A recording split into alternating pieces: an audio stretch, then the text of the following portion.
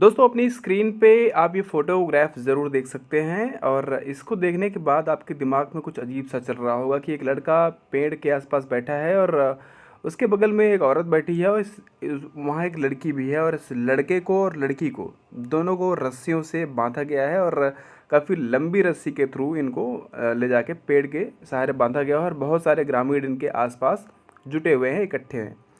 दरअसल ये घटना दोस्तों मध्य प्रदेश के खंडवा की है और यहाँ पे एक पुरुष को यानी एक लड़के को और एक लड़की को तालिबान के रूप में सज़ा दी गई। यानी जिस तरीके से तालिबान में लोगों को सज़ा दी जाती है, बांध कर मारा पीटा जाता है, कोड़े बरसाए जाते हैं, सेम उसी तरीके से इस लड़की पे और इस लड़के पे इनको बांधा जाता है पेड़ से और इनके ऊपर अनगिनत कोड़े बरसाए जाते हैं।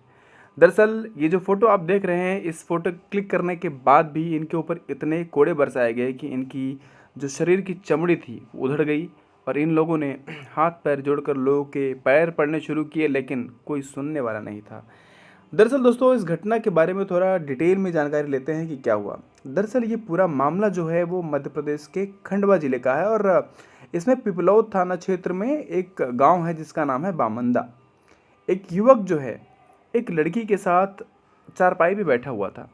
कच्चा घर था, उस कच्चे घर में आंगन में चारपाई पड़ी हुई थी। इन्होंने गेट खोल रखा था, सिर्फ चारपाई पे दोनों लोग बैठे हुए थे, आपस में बातचीत कर रहे थे, हंस रहे थे। अचानक से गांव में लोगों ने देखा कि इसके घर में ये युवती अकेली है हमारे गांव में और कोई एक युवक बैठा हुआ है और इस युवती के साथ ये घनिष्ठता बढ़ा रहा है। बस क्या था, युवकों की एक टोली गांव में एक से दूसरे, दूसरे से तीसरे, तीसरे से लगभग 10 मिनट के अंदर पूरे गांव में अफवाह फैल जाती है कि बाहर का कोई लड़का आया है जो हमारे गांव में अभद्रता फैला रहा है और हमारे गांव की लड़की के साथ कुछ उल्टा सीधा कर रहा है। बस क्या था, लोग लाठी डंडे और रस्सी लेके पहुंचते हैं, पिटाई शुरू करते हैं और इस लड़के के ऊपर अनगिनत कोड़े बरसाए जाते हैं और लड़की को भी साथ में बांध दिया जाता है। दरअसल ये घटना थी जो लोगों ने सोचा, लेकिन इस घटना की सच्चाई क्या थी इसको आप जानेंगे तो आप बिल्कुल विवश हो जाएंगे सोचने पे कि आइडियली बिना सोचे समझे कोई काम नहीं करना चाहिए। दरअसल ये जो युवक आपको दिख रहा है दोस्तों, ये अपने मौसी के घर आया हुआ था और जब ये मौसी के घर पहुंचता है तो पता चलता है कि इसकी मौसी और इसके मौसा पास के बाज़ार में सामान लेने गए हैं और इसलिए इसकी जो मौसेरी बहन थी वो आंगन में खाट बिछाती है, इनको पानी पिलाती है और ये बहन भाई यानी मौसेरी बहन और भाई एक दूसरे के साथ बात कर रहे थे। लेकिन तभी गांव में यूके की टुकड़ी जो होती है वो आती है और इन लोगों को पीटना शुरू कर देती है। इन लोगों ने बहुत ज़्यादा दुहाई दी कि नहीं मत मारो क्योंकि हम लोग भाई बहन हैं, लेकिन इनका सुनने वाला कोई नहीं था।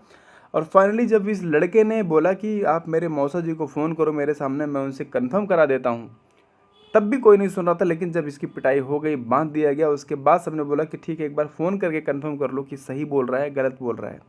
जब इस युवक के मौसा को फ़ोन किया था जो मार्केट गए थे, तो इस युवक के मौसा ने बोला हाँ वो जो है वो मेरा रिश्तेदार है और मुझे इससे पूछ के आया है, वो सिर्फ रिश्तेदार है, आप लोग वहीं रहो, मैं तुरंत आता हूँ। भागते हुए इसके मौसा जी और मौसी जी आते हैं और इसको पेड़ से छुड़ाते हैं, रस्सियाँ खोलते हैं और गांव वालों से भड़क जाते हैं कि तुम लोग बिना सोचे समझे इस तरीके की हरकत क्यों कर सकते हो। और जब इस घटना की जानकारी इसके मौसा जी ने नियरेस्ट पुलिस स्टेशन में दी तो पुलिसकर्मी जो होते हैं वो पूरी गाड़ी लेके आते हैं और जिन लोगों ने कार्रवाई की थी उन सबको गिरफ्तार करके उनके ऊपर शांति भंग करने का आरोप लगाया और उनको थाने ले जाके प्रॉपर तरीके से कार्रवाई की जा रही है।